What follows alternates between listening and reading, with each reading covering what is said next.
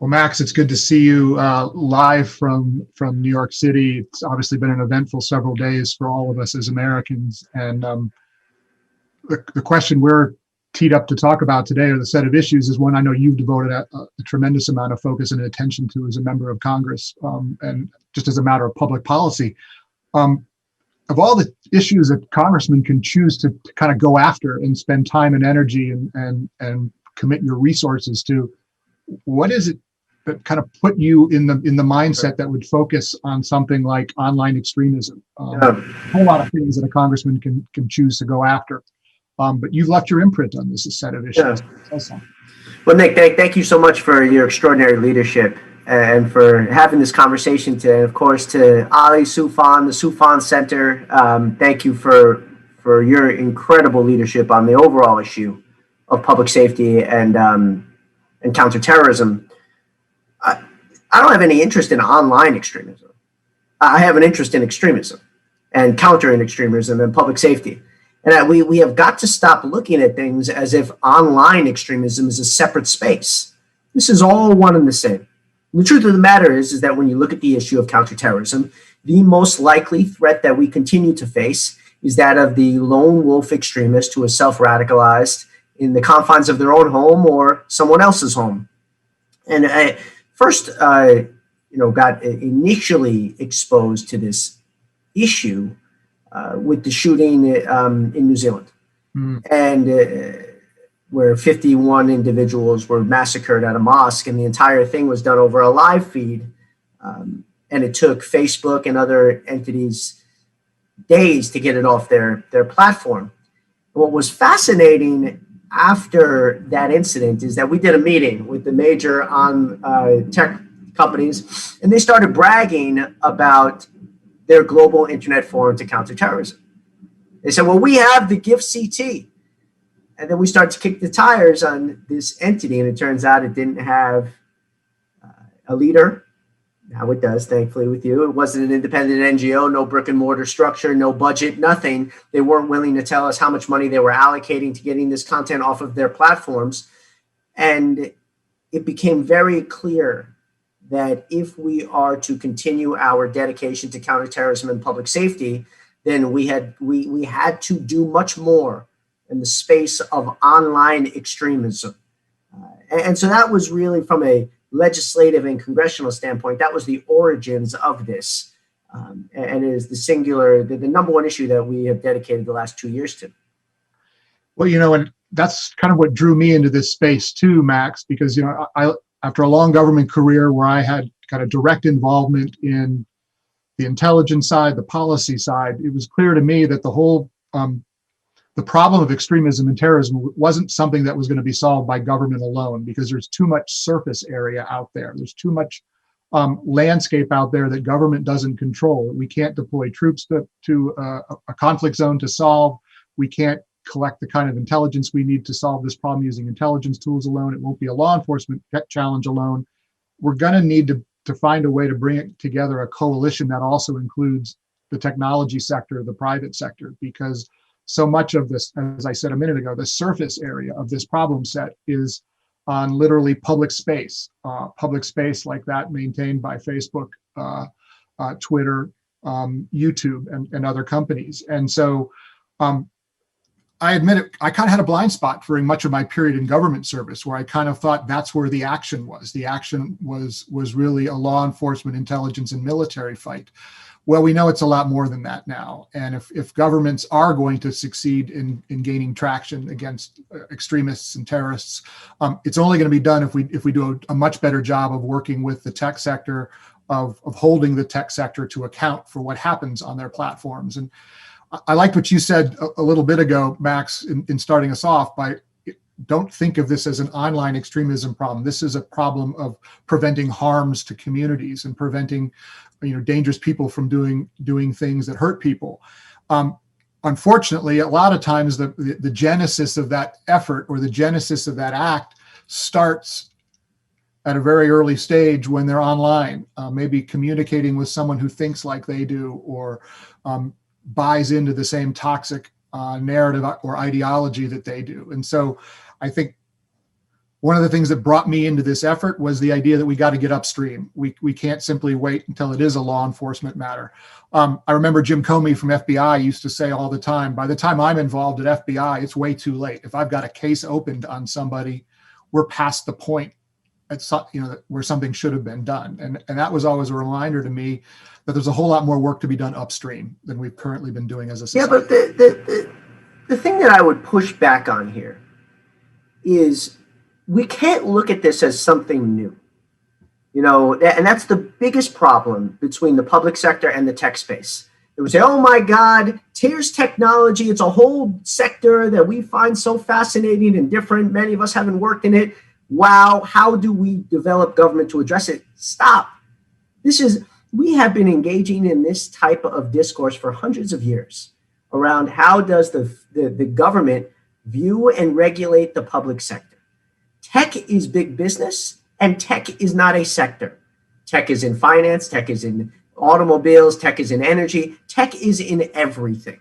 And certainly, if we start to look at the issue of online extremism in the same way that we look at airbag deployability, suddenly everything changes, right? We never think for a second when you consider GM or Ford and their public responsibility for car safety, their public responsibility for vehicular safety. We never think about it in the sense of, well, there's some constitutional rights that stand in the way. No.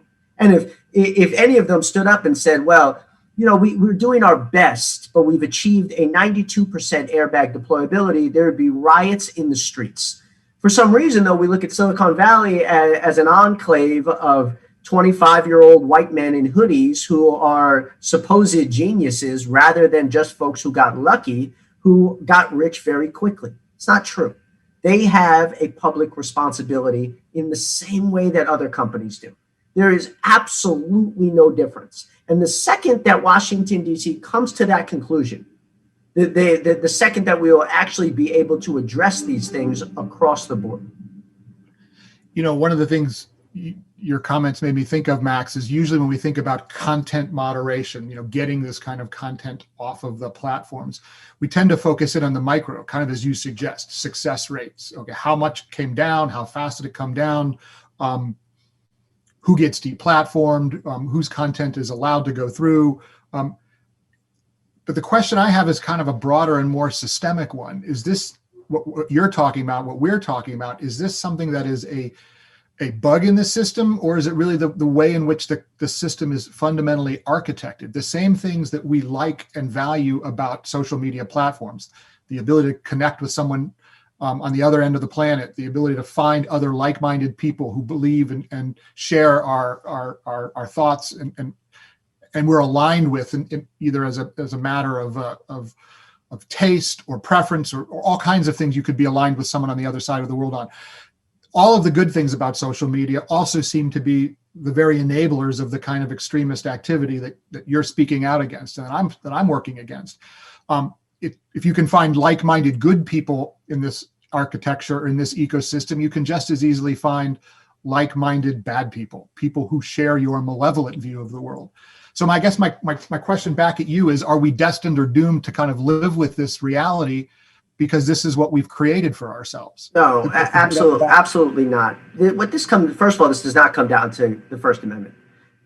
Every one of these platforms has a code of conduct that you sign on to.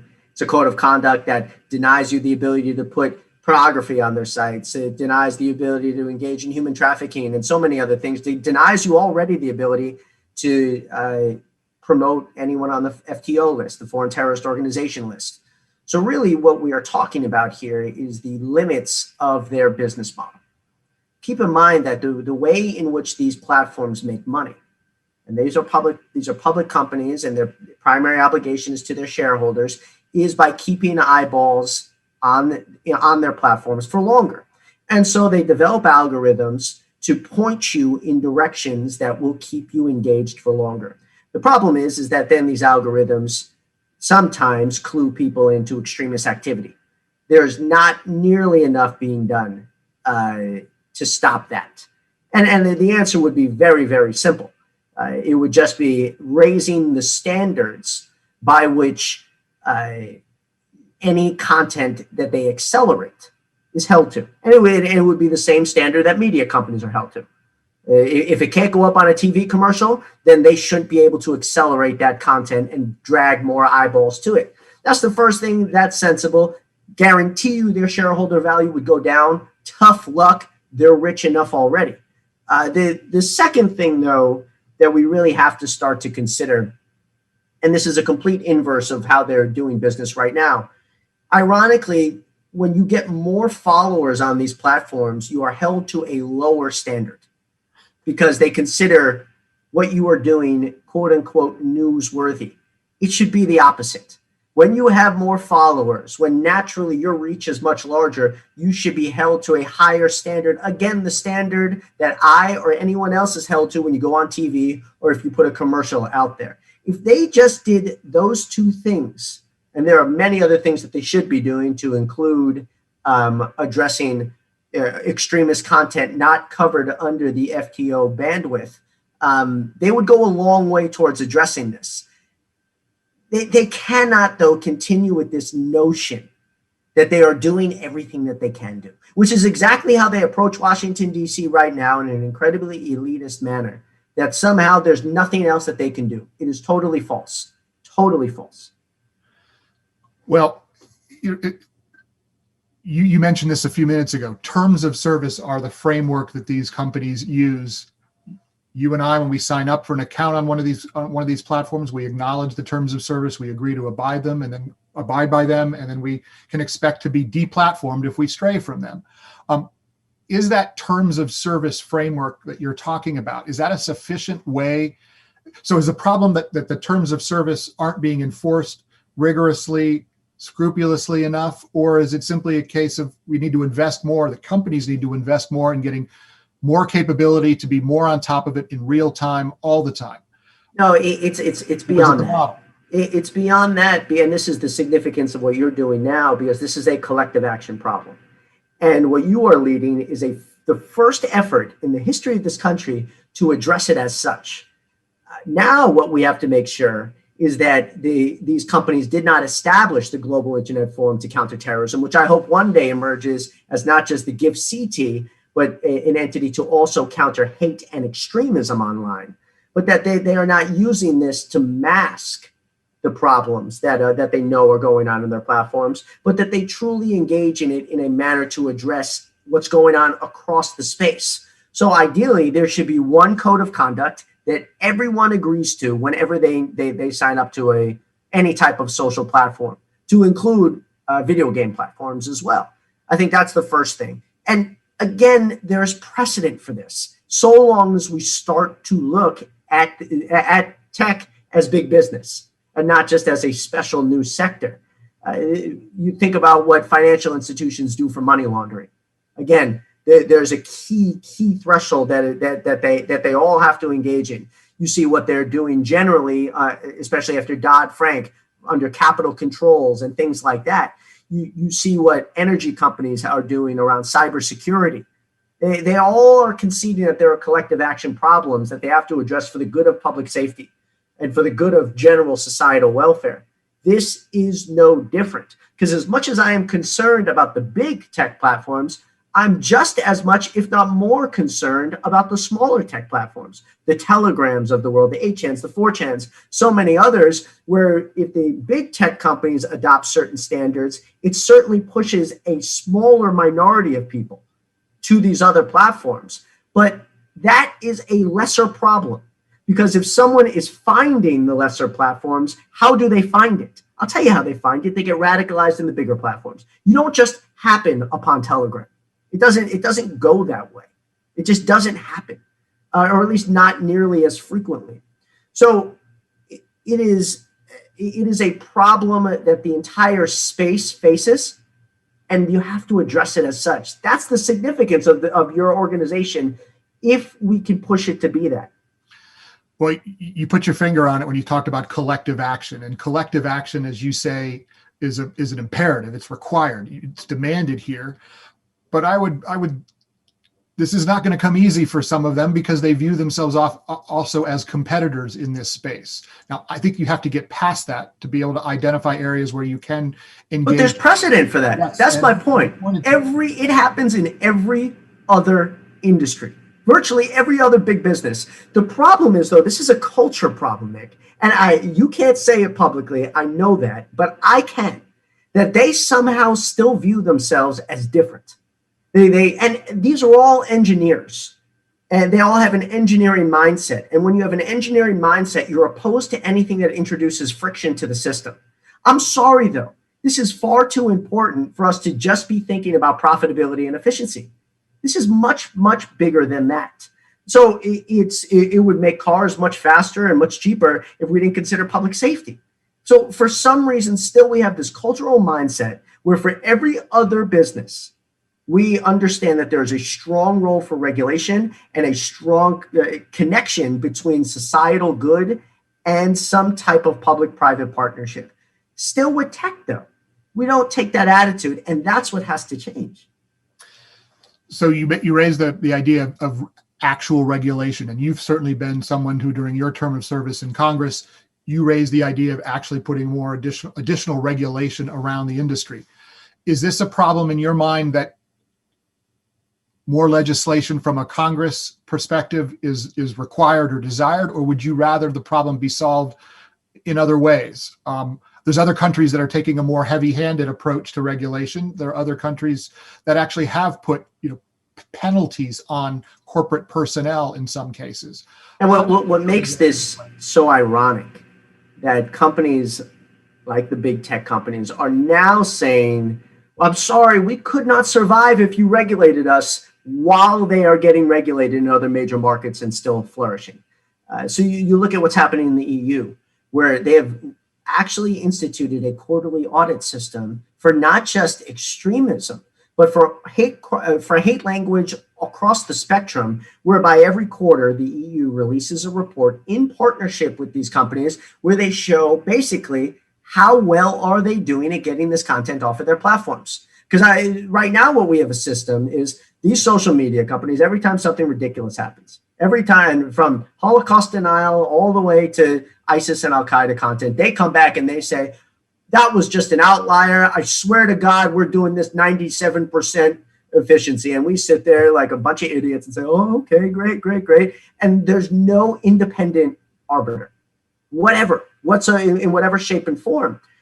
It is critical, and we've pushed forward with this with something called the Raise the Bar Act, whereby the Department of Homeland Security engages in a partnership with the GIFCT, as well as other entities, to institute a quarterly audit system. Sunlight can be the best disinfectant in this manner. Where we say, look, guys, let's step away from the anecdotal evidence. Here's how well you're doing, and you can build out trusted flaggers with a university system. The EU does this right now. You have not seen any of these companies pull out, and you haven't seen even that they're still making money. So they are acting as if, to a certain degree, like they are obstructionists, and they're not showing nearly enough of a sense of urgency. And we have to make sure that just as 2 years ago, they were talking about the GIFCT, saying, well, we have this GIFCT, we're trying our best. Now that they have taken the step of appointing you, building out an independent NGO, we have to make sure that it is real, that it's not just a rubber stamp on their, right now, what is ludicrous activity. You also raised something really interesting, Max, when you talked about smaller platforms, because we talk about the entry point for this problem, as you say, is thinking about big companies like Facebook or Twitter or YouTube. But if we're really going to get a handle on this problem in a comprehensive way, we're going to have to engage with a whole lot of small companies that are arriving on the scene literally every day. And that's one of the things that I've prioritized early in my time at GIFCT, is trying to figure out, okay, let's identify where are these places, where are these platforms, where are these new arrivers on the scene. And you highlighted one of them, the gaming industry, where bad guys, where extremists are now taking advantage of their connections on those platforms to form real connections. So one of my goals and ambitions for GIFCT is to move beyond the companies that you and I have all heard of before, and instead start identifying a whole host of those companies which may not even realize that they are a problem or have a problem right now. Or if they have a problem, they certainly don't know how to fix it. And again, I think this is where the kind of collective action piece of this that you talked about comes in. If a Facebook can share their hard lessons learned, what they've learned that they do well, what they've learned that they still need a lot of work on in terms of their content moderation, if they can share that downstream with some of these new companies that may only have 10 employees or 20 employees, they don't have legions of content moderators sitting in 24/7 ops centers around the world. We got to close that capability gap right now. That capability. And I would actually venture to say, and I'd love to hear your opinion on this, it's a resource gap as well, not just a capability gap. And in the same way, ironically, that Google and Amazon have been able to outsource server space. So now you start up a company, you don't have to buy your own servers and find a warehouse and this and that.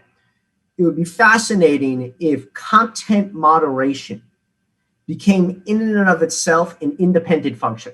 So that if your organization had the capability to take content out of any of these platforms, and that in and of itself was a trusted independent entity, that's the vision, I think. Not just saying, hey, because what you don't want to get to, again, unless you disagree, we don't want this to devolve into a sense of we have some type of AI algorithm and we have a shared hashtag database, and that is what we can give to you. Because then the threat constantly stays ahead of us.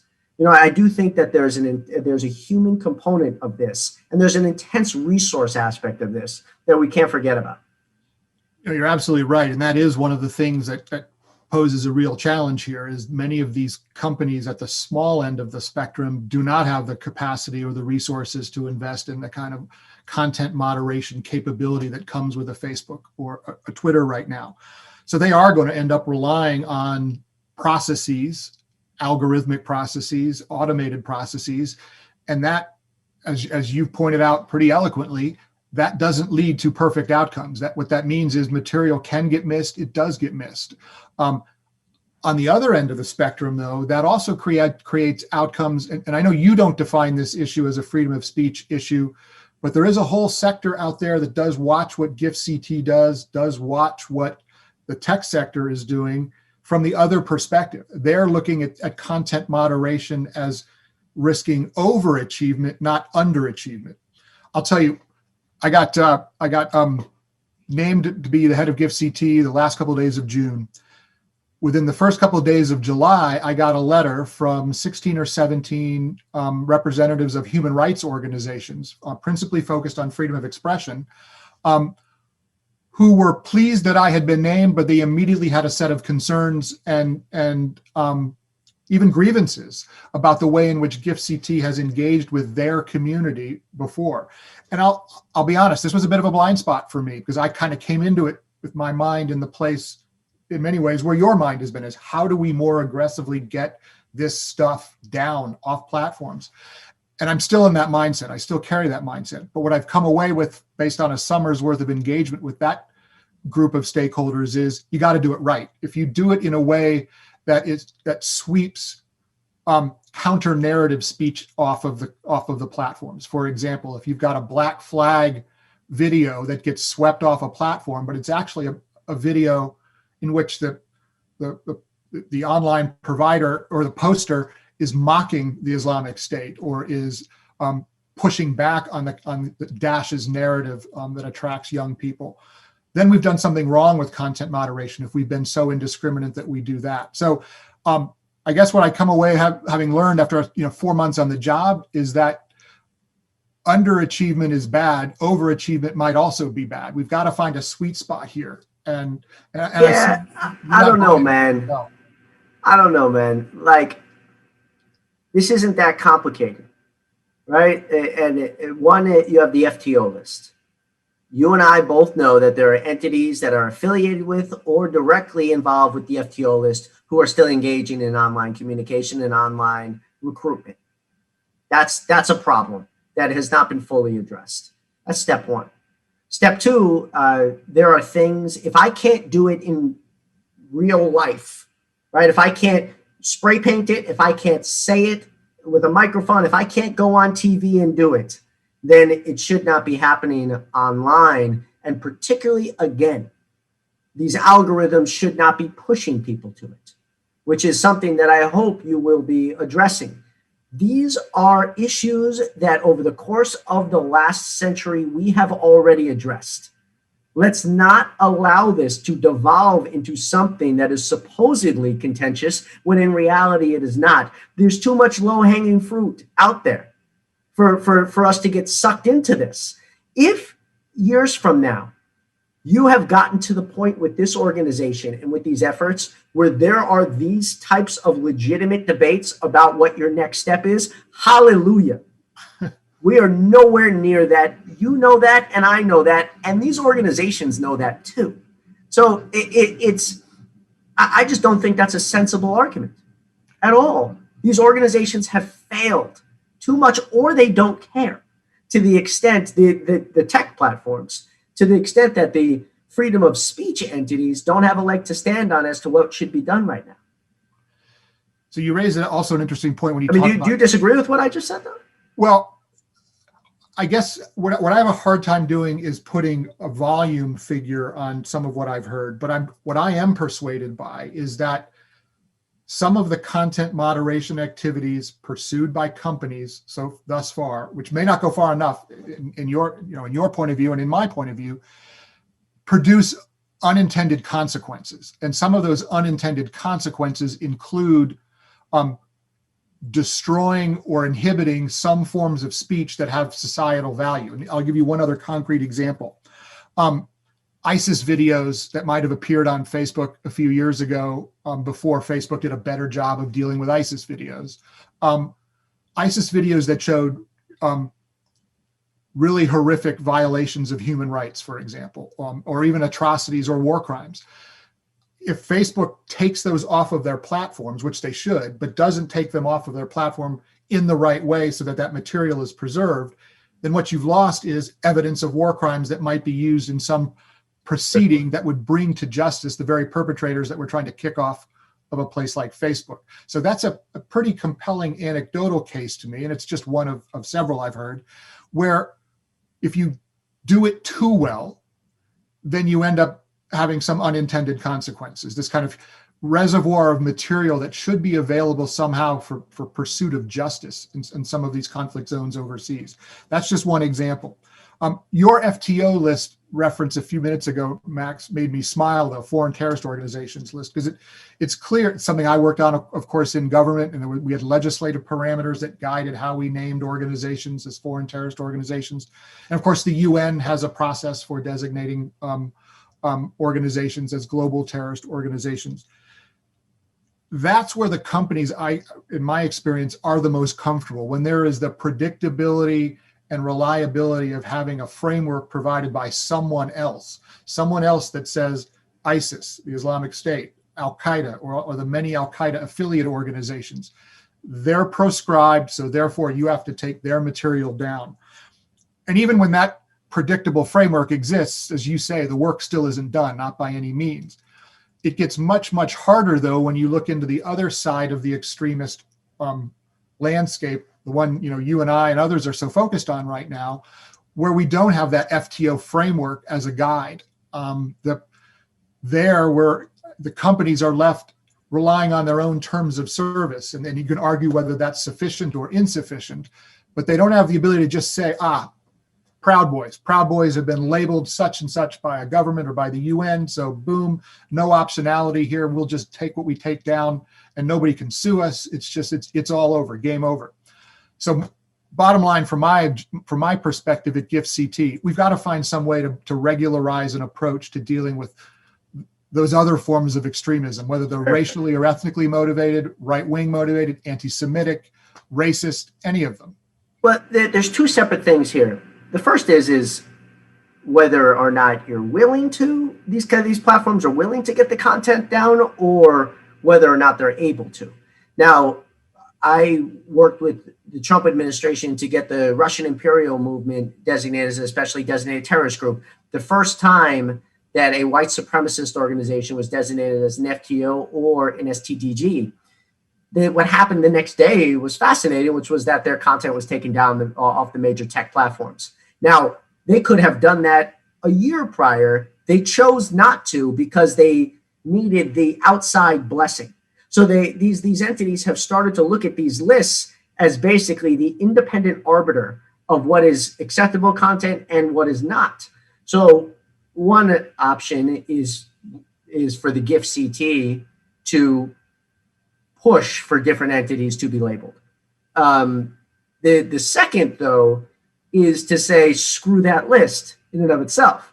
There's no reason why that permission is mandatory. The Russian imperial movement's content could have been taken down for years. You didn't have to wait for the STDG list to be expanded. So I would push back on this just to say that what's partly beautiful about this opportunity here is, rather than waiting for government to lead, the private sector can lead this effort. It doesn't have to go the way as it's gone previously.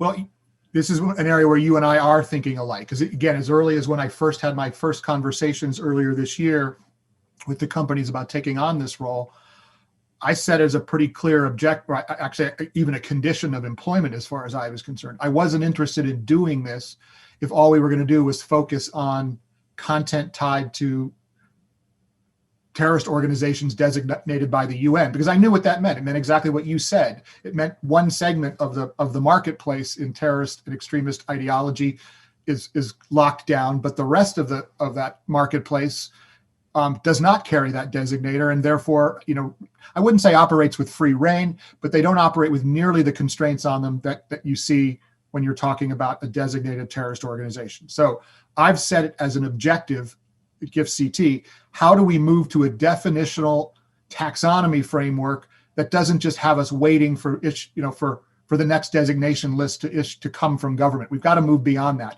I wouldn't say it's either or. I think it's designation plus. We do all of the stuff that the designations require, but that ought not be the limiting factor. That ought to be the outer edge of what the sector or companies can do in this space. And it's an interesting culturally, because Facebook's mantra was move fast and break things, right? And they all have this idea that, hey man, we have this libertarian ethos and we're in the private sector, we're the innovators. But on this issue of extremist content, you could not be more cautious and more risk averse and more blinded to societal consequences than these tech companies have been. So it's this fascinating situation where you have this public servant who was a leader in the government space, wanting to move faster and be more innovative than the private sector people. And I'm looking forward to seeing how this plays out, because they can't. I think it's unacceptable for them to be hypocrites on this. You want to move fast and be super exciting about the next iteration of the news feed, but when it comes to taking extremist content down, you become more cautious than longtime government public servants. It's an odd dynamic. Well, I've also had to learn early on in my tenure, Max, to be very careful about using the word they, because the word they connotes a unanimity of view across companies and the sector that right now I don't see. Even just on some of the modest questions that have come up in the first couple months of my tenure, I can't say that everybody in the sector, even executives inside the same companies, see things the same way. So, I'm sorry to disagree with you so much in this conversation, but I'm at liberty to say some things, I guess, a little in a different way right now. If we are giving the tech space far too much freedom for diversity of opinion around issues that in other sectors, they would never feel free to say those things. So go to the energy space right now, especially after something like BP. And see if anyone is willing to openly say, I think we can be a little more lax around, security at our oil rigs. I don't think you'll find it, although you might, but it certainly wouldn't be nearly as societally acceptable as it is for someone in the tech space to say we need to be more lax or maintain the status quo as it pertains to extremist content. This does go back to how we are viewing and interacting with a culture that is centered around Silicon Valley that is totally against criticism from outside of it and believes that they are intellectually superior as well. And that I think is something that we have to address or force them to change.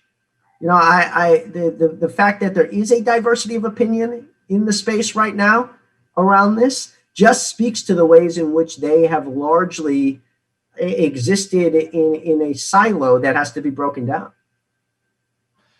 And I'll tell you, I'm still doing a lot of learning in this role, and one of the things I've learned to not to do is make assumptions about, the private sector acts in a more agile, more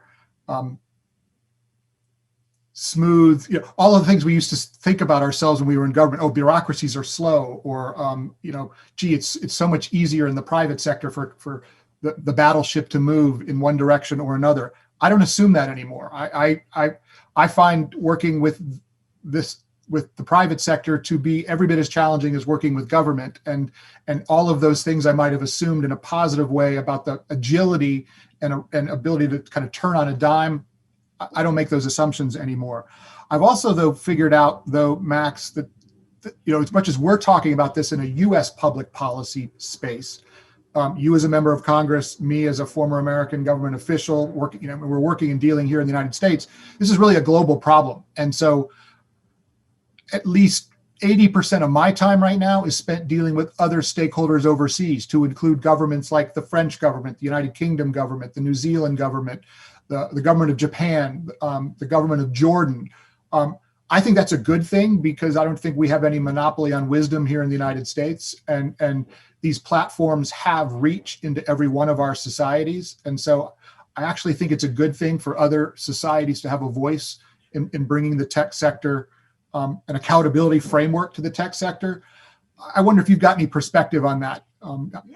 My opinion is that it is not nearly as much of a global collective action problem as climate change is, or even the movement of capital, or even the movement of jobs, or even the movement of people. And again, what I'm very cautious about here when it comes to this is the ability for the leaders of the American tech space to kind of give rhetorical stiff arms to focus our attention to other places. There is an American problem right now. There is a problem with the ways in which American citizens and residents of this country are being subjected to extremist content across the ideological spectrum, and it has to be immediately addressed, to the point that, especially on far-right extremism, we are exporting that ideology in the same manner that Saudi Arabia has exported Wahhabist ideologies and jihadist terrorist ideologies for multiple decades, if not generations. So whereas if we were setting out to address climate change, I would say, okay, it is clear as day that if you do not have some type of global framework for action, we are putting our head in the sands and we're not addressing this. There's an American problem right now that we have got to address. And what I'm not going to do is I'm not going to sit by and let anyone distract us from that by pointing to things that are happening abroad and problems abroad, which of course exist. But there's an American problem that is gigantic in its nature. Gigantic. Well, no, I don't see any disagreement between us there. In fact, when I left government, kind of one of the motivating factors I had for kind of playing the role I'm playing now was, hey, this is a problem here. This is a distinctly American problem. We saw it all the more acutely in an election year where passions were all that much more heightened, and it drew from the woodwork all of those extremist voices that you're referring to. But what the reason I take some encouragement from the fact that there's a global dimension to this problem is that pressure on the companies will come not just from members of Congress in Washington, it will come from the marketplace around the world. Because there are many countries around the world where the population feels equally poorly served by companies in terms of this content moderation process. My hope is eventually that we follow the frameworks that we have engaged in for global financial regulation, to global trade regulation, to global human rights regulation, and apply that to online content, online extremist content and online hate content. There's no doubt that is needed. But in each of those entities or each of those sectors, we got it right, or at least establish something nationwide before trying to consider the global. And that I think is just what we have to do right now. We can't skip the national issue. And it's one reason why, again, to bring the conversation full circle, that it is so vital that the federal government institute legislation in partnership with your organization and organizations like it to hold these companies accountable on a nationwide basis, as well as to allow for more innovation in this space. If we just make this a barrier to entry into the market, it will only benefit the top 4 companies too. I want to see more competition in this space as well. So you could provide a framework that's backed up by resources to allow for more innovation in this space as well. Well, that's certainly the objective of GIFCT, is to try to raise the standard across the board, raise the performance level across the board. Big companies, small companies, American companies, whoever is participating. And again, getting back to something you mentioned earlier, a lot of what drove progress in this area, or at least progress in terms of establishing an independent GIFCT, it was the horrific event in Christchurch, New Zealand that you referred to a while back. It galvanized, action, not just here in America, but actually globally. You had the president of France, the prime minister of New Zealand, and a whole host of world leaders gathering to say this can't stand, more must be done. I spend my time now saying, what do we want to do? Because the next Christchurch is going to come, or something awful will happen at some point. What can we do? What should we do? What must we do between now and then, so that we at least can satisfy ourselves that we've taken this problem seriously before we find ourselves in that situation again? I don't want to wake up the day after the next Christchurch and say, there were 5 more things I wish we had worked harder and faster on. That's not an answer.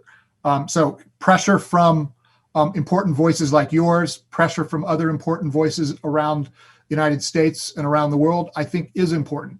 It's going to keep that pressure on me, on the sector, to continue to improve performance here. And as you said, performance has to be measurable here. That's all there is to it. You can't just kind of wave your hand at these problems and say, we're doing better, we're trying harder. 100%. 100%. That's why we're all so excited to see the ways in which you move fast and break things. Well, I'm certainly trying to move fast. I'm next week going to put out a new website redesign, which will announce the plans to hire at least 2 to 3 more individuals to work with me in this. We're quickly trying to build an organization with some capability. Not as fast, I know, as you want, Max, but trust me, I hear your voice over my shoulder and in my ear pretty much every day when I go to work, which is a good thing. And whether that's in Congress or out of Congress, I hope that continues.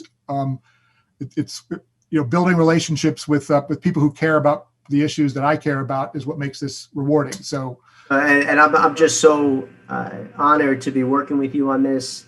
Proud of your leadership and excited to see everything that you accomplish in this space. Thank you again. I know we're running up against time, but I want to make sure we thank Ali and the team at the Soufan Group and Soufan Center for all that they do on terrorism and extremism issues. You led off that way, Max. We're both here because we believe in the work they're doing and in the partnerships they've created around the globe. So thanks to Ali and his team for everything they do all year long, but also for this year's event. Even though we couldn't gather in Doha in person, I know it was a privilege to be able to participate today with my friend Max. Thanks again, Nick. Thank you. All right. Bye.